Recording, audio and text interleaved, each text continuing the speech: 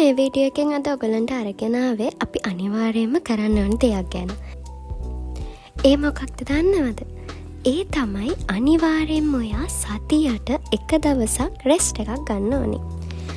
Rest එකක් ගන්න එකෙන් අපේ ලයිෆ් එකේ වැඩ ප්‍රොඩක්ටිව්, ක්‍රියේටිව් කරගන්න ගොඩක් හෙල්ප් වෙනවා.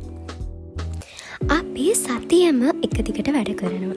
ඔයා ජොබ් එකක් කරන කෙනෙක් වුණත්, ඔයා යුනිවර්සිටි ස්ටුඩන්ට් කෙනෙක් වුණත්, ඔයා ස්කූල් යන ළමයෙක් වුණත්, ඔයා මුළු සතියෙම ඔයාගේ ගෝල්ස් වෙනුවෙන් කැමැත්තෙන් හෝ අකමැත්තෙන් ඔයාගේ මනස වෙහෙසවලා වැඩ කරනවා.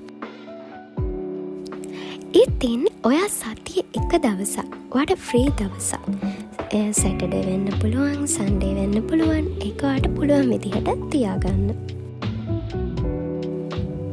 ඒ දවසේ ඔයා නිදහසේ ඉන්න.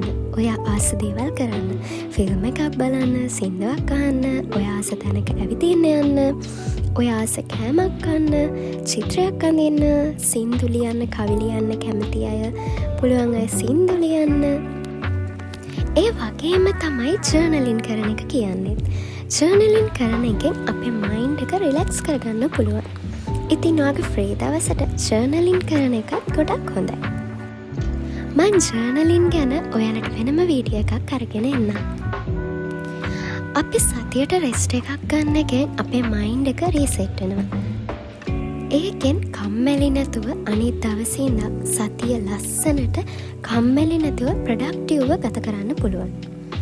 ඔයා ක්‍රියේටිව් සයිඩ් එකේ දේවල් කරන කෙනෙක් නම් ඔයාගේ ක්‍රියේටිව් සයිඩ් එක ඉම්ප්‍රූව් වෙන්නත් මේ දේ ගොඩක් හෙල්ප් වෙනවා.